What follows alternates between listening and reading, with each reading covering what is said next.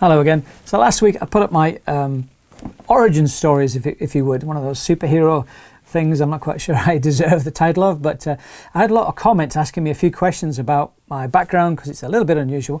So I wanted to use this time in my blog and also probably make this a video on Facebook just to tell you a little bit more about my background, as it's not quite conventional. One of the questions I got asked a lot about was working on cruise ships.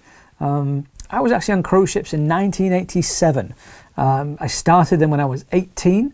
I was working as an industrial photographer previously, photographing oil rigs, and then on the weekend we'd do the weddings, but my skill was doing the printing. So it was back when you used film, and then all the paper was in long rolls that went through all the machines. I was offered a position on a cruise ship. I just put in for it on a lark.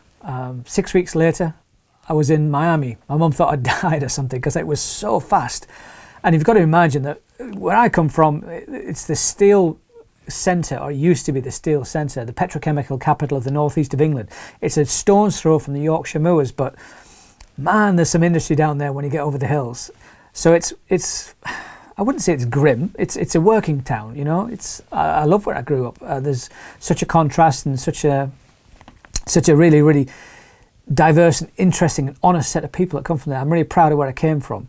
But going to Miami, that was like going into outer space, as I put in the last video. Now, one of my things that I was good at from an early age was taking stuff apart. Well, I was good at taking it apart, then I learned how to put it together later on.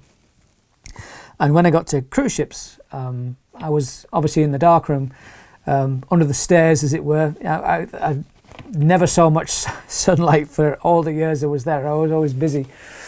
And one of my things I was able to do was to start to learn about the machines. Now, bear in mind, you know, in the 80s and the 90s, the computers weren't really around. There was no internet. And when you sailed, you were on your own. So if anything broke, you had to fix it with whatever you had lying around. And this is how I built my rapport with the engineers. I wasn't able to modify the boards electronically inside all the photographic machines, but it's just like a washing machine, you know, it's pumps and motors and a dryer, and that's basically what the photographic process was like. We had to stop all the chemicals sloshing around. One of my skills was being able to take them apart, figure out what was wrong, and usually it was something to do with the motion of the ship or the vibration from the things bouncing around in waves, put it back together. One of the, what I always remember, for those who have been and worked on cruise ships, I worked for a company called Cruise Ship Picture Company. We had a HR manager called Tricia Cotton. We called her Auntie Tricia. And she flew out from Esher in Surrey, just outside London in the UK, with a couple of circuit boards for a new ship that we were on, and all the equipment was dead. So we couldn't do any pictures. She flew out and the circuit board didn't work. And I remember staying up all night.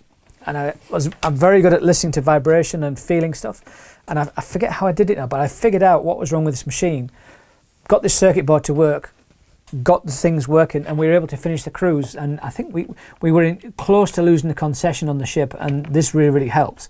So it was those kind of skills that really pointed me. Yeah, I did go down the engine room and I did hang out with the engineers, and we'd roast potatoes on the manifold. We used to work late nights on formal nights, and the engineers were always up and around, manage the engine space, so we became good pals. And I think the life message I got from this was being able to stand on my own 2 feet and fix problems as they come up. And this was probably really the motivation, although it was to go back to sea to go when I went to university. This skill is really what got me through my PhD, because the PhD doesn't get you anything. It teaches you a tiny, tiny, tiny piece about one topic. What it really does is teaches you how to think theoretically and scientifically, and that's really what's been the backbone and driving force for my business. So I did get sidetracked, and I'll talk about that probably in another episode, but it was a really, really good time, and yeah, I had fun. Anyway, thanks for watching. We'll hope to see you next time. Thanks.